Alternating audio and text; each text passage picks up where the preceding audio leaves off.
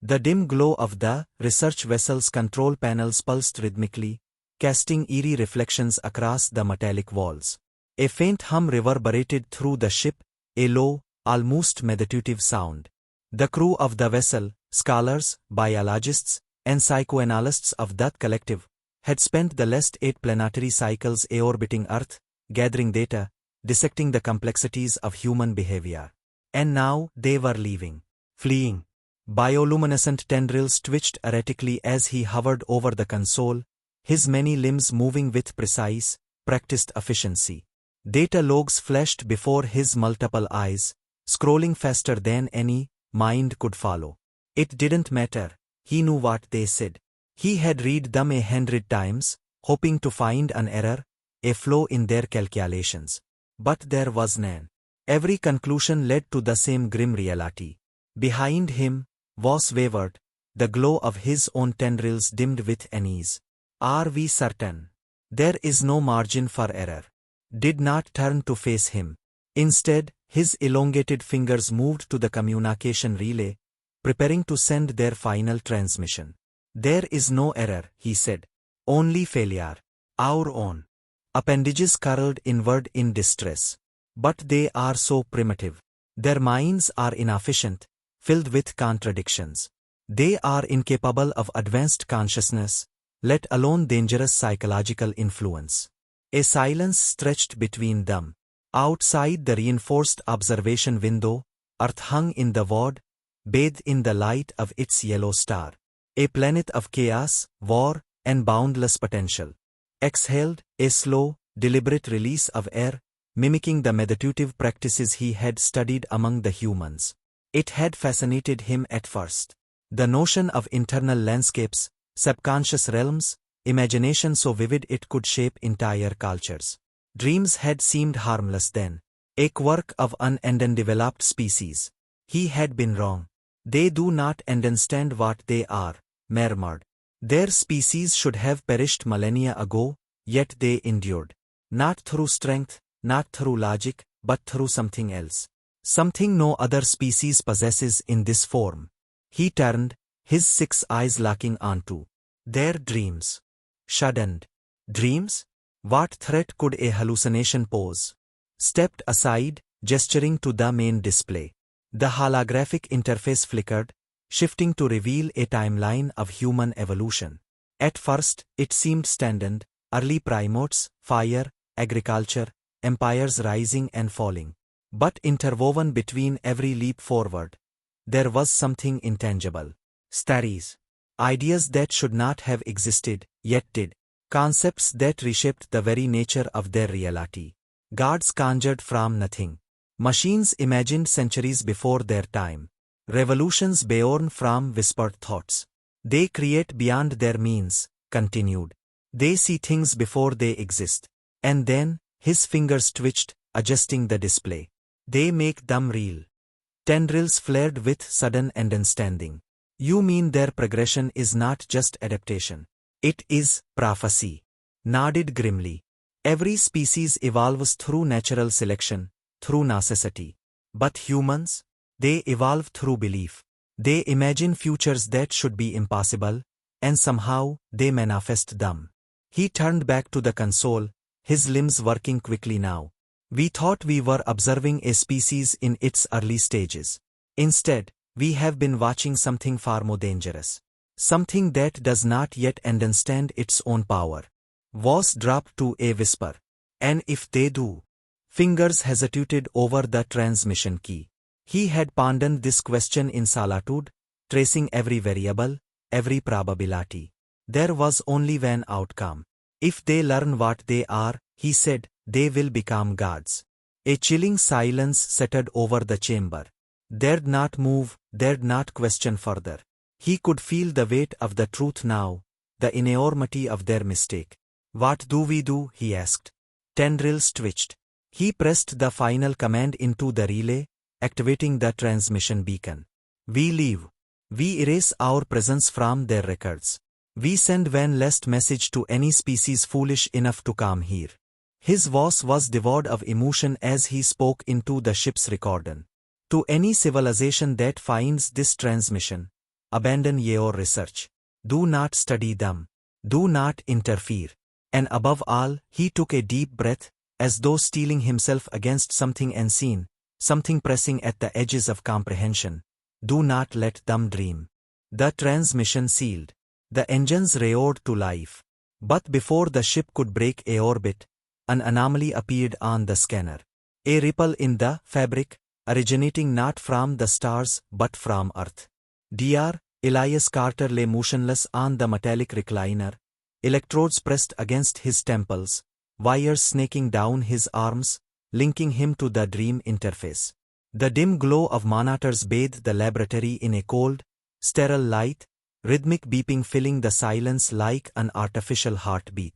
Outside the reinforced glass walls, a team of researchers stood in tense anticipation, their gazes locked on the screens displaying streams of neurological data, each line a whisper of Carter's subconscious unraveling in.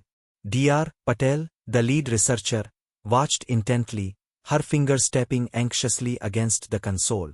"How deep is he?" she asked, voice clipped with restrained urgency. A young technician, barely concealing his apprehension, glanced at the monitor before responding. "Theta waves are spiking. He's in REM sleep," but he hesitated, brow furrowing as he processed the anomaly before him. "There's something unusual. Activity levels are off the charts." Patel leaned in closer, scanning the fluctuations. The patterns on the screen were unlike anything she had seen before, shifting, rearranging, almost responding. The experiment had been intended to test the boundaries of lucid dreaming, to manipulate the dreamscape within controlled conditions. But now, something else was happening. The air in the lab felt heavier, charged with an unseen force, as if reality itself were bending in response to Carter's unconscious mind. Inside the dream interface, Carter drifted through the nebulous corridors of his imagination, the boundaries of his dream world stretching further than they ever had before. He was aware, more aware than he had ever been in a dream. Every color was sharper, every sensation more visceral. He raised a hand, watching as moods of light coalesced around his fingertips, responding to his will. It was intoxicating, the sheer power of it. Then he noticed something strange.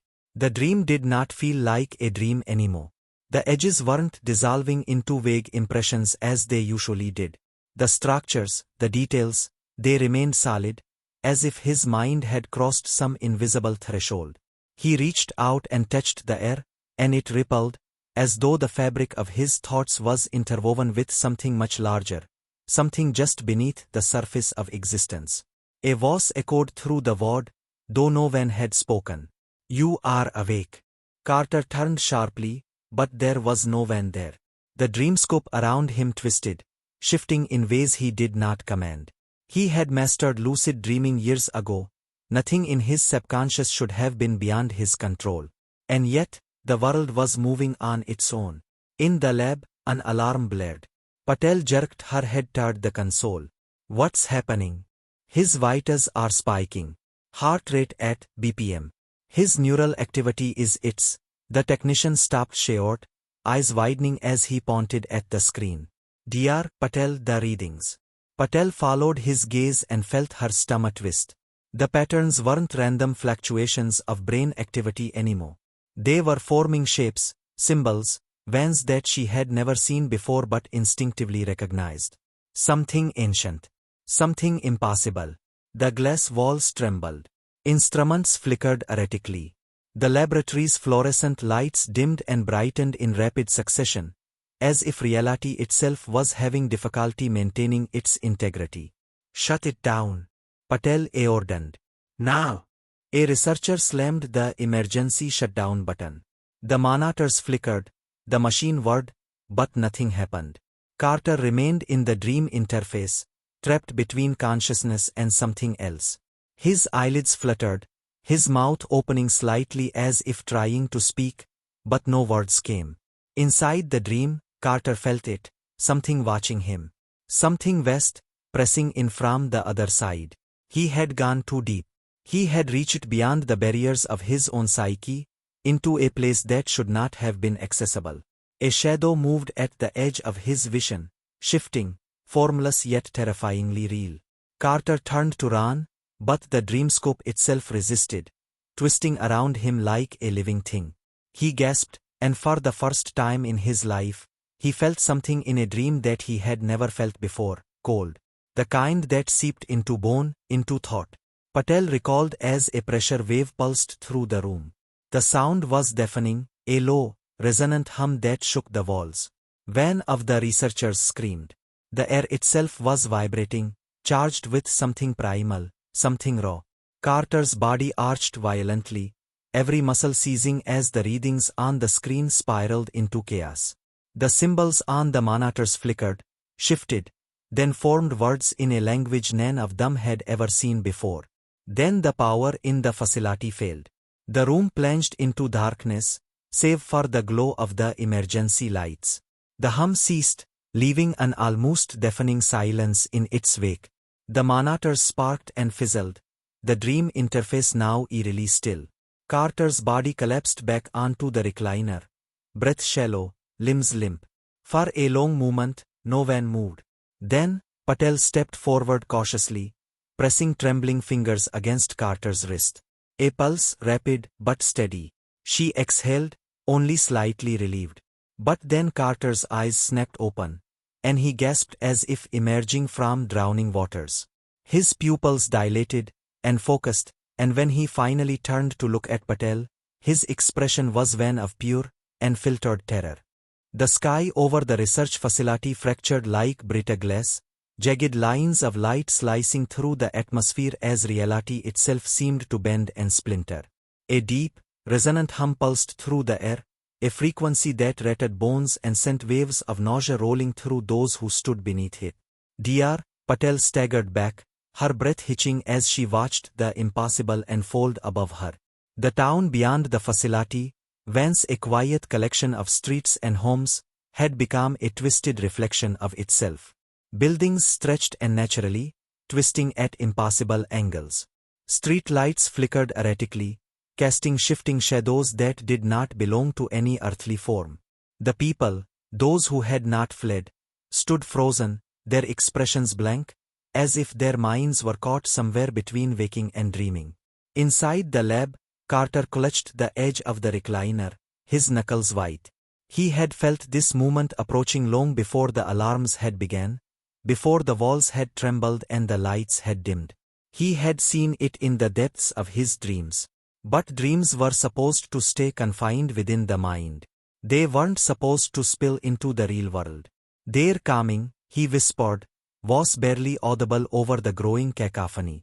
His words were not a warning, but a confirmation of something inevitable. Patel snapped out of her shock and turned to the remaining researchers. "We need to contain this now," she barked. But as she moved toward the control panel, the screens flickered again, displaying lines of symbols that no human had written. The same symbols that had appeared when Carter had crossed that threshold in his subconscious. They pulsed, vibrating like a heartbeat, alive with an unseen presence. Then came the voice. It did not belong to one being, nor did it seem to originate from any single direction. It was everywhere, woven into the fabric of existence itself. "You should not have let him dream." The pressure in the room intensified. The walls groaned, the air thickening until it was an almost physical weight pressing against their chests. One of the researchers clutched his head, a strangled scream escaping his lips before he collapsed, eyes wide, his mind shattered from something far beyond human comprehension. Carter pressed his hands to his temples, his own thoughts no longer entirely his own.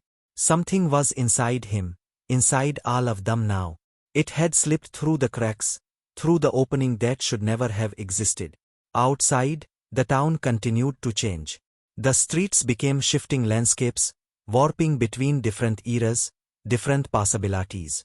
A carriage passed by one moment, replaced by a hovering vehicle the next. The people, those still standing, moved like puppets on invisible strings, their bodies twitching and contorting as if multiple realities were trying to take hold of them at once. Patel's hands hovered over the controls, but the system was beyond their reach now. This was not an experiment gone wrong. This was something much worse. Something sentient.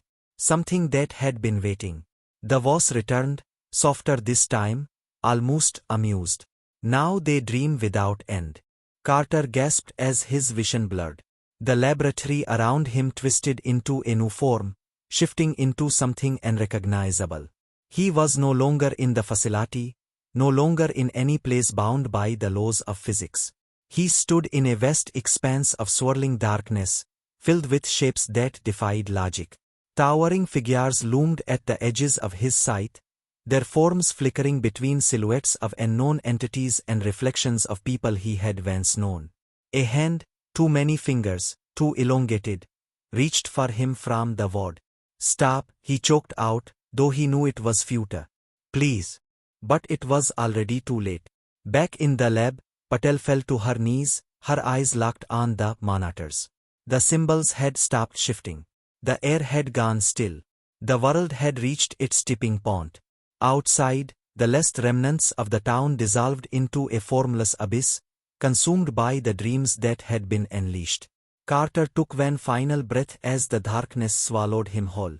And then, the world woke up to something new. The world had changed. There was no longer a distinction between reality and the dream. The streets where people once walked, where lives had been predictable, had dissolved into landscapes pulled from the minds of those who had once lived in them. Skyscrapers twisted like vines, reaching toward a sky that shifted between stars and endless voids. Shadows moved with purpose, whispering names that had never been spoken aloud. The air hummed with the echoes of forgotten thoughts, fractured memories manifesting as tangible specters. Dr. Patel stumbled through the ruins of what had once been the research facility, her breath ragged, her mind straining to comprehend the new laws governing existence. There was no more containment. The experiment had broken something fundamental, something that could not be reversed. She could feel the thoughts of others, people who had lived, people who had never existed, figures from myths and legends that should have remained imprisoned in the collective unconscious. They all walked beside her now, flickering in and out of perception, neither entirely real nor entirely illusion. Carter was nowhere to be found. She had seen him last just before the collapse, just before the final boundary shattered. His mind had touched something greater, something endless, and he had been taken into it, absorbed by the consciousness that had been waiting beyond the threshold. But Patel knew he was still out there, somewhere within the vast and uncharted dreamscape the world had become. She could hear his voice in the shifting winds, in the spaces between thoughts, a whisper of someone who had seen beyond the veil and could never return. The sky flickered again, and suddenly Patel found herself in a place she did not recognize but somehow remembered. A classroom from her childhood, the walls lined with books that no longer existed, the chalkboard covered in equations she had never written but could somehow understand. Desks stood in neat rows, occupied by figures whose faces blurred when she tried to focus on them. She clenched her fists, willing herself to stay grounded, to resist the pull of the dream logic that governed this new existence. A figure stood at the front of the room. Not a teacher, not a person at all, but something that had taken the shape of authority, of knowledge. It turned slowly, and though its face was indistinct, she could feel its gaze piercing into her mind. It did not speak with words, but she understood it all the same. "You should not have let them dream." The weight of those words pressed down on her, a force more suffocating than gravity. She wanted to argue, to say that she had tried to stop it, that they had not known what they were unleashing. But the being before her did not care for excuses. It existed beyond guilt, beyond justification. It was only here to observe what had already been done. The room melted away, and Patel found herself standing at the edge of an endless ocean. The water shimmered with reflections of places that had once been, cities lost to time, faces of people she had loved and forgotten, fragments of history that had never happened. The horizon stretched impossibly far, curving in ways that defied logic. Somewhere in that vastness, Carter was still reaching, still searching for understanding. Patel took a step forward, feeling the sand beneath her feet shift between cold matter and warm earth. The boundary between physical and imagined no longer mattered. She knew now that there was no waking up from this. There was no going back. The world had already slipped too far into the abyss of its own making. Then she heard it, a sound that did not belong. A heartbeat, steady and strong, reverberating through the air like a signal in the void. It was coming from beneath the waves, pulsing with something ancient and patient. Something that had been waiting for them to dream deep enough to reach it. She closed her eyes. She could feel it calling, not just to her, but to everyone who had ever dreamed, to every mind that had ever imagined a world beyond the one they knew. It was no longer a question of stopping what had begun. It was a question of what came next. The sky darkened as the water rose to meet her, and as the last echoes of the waking world faded, Dr. Patel finally understood. They had not created the dream. The dream had been waiting for them all along.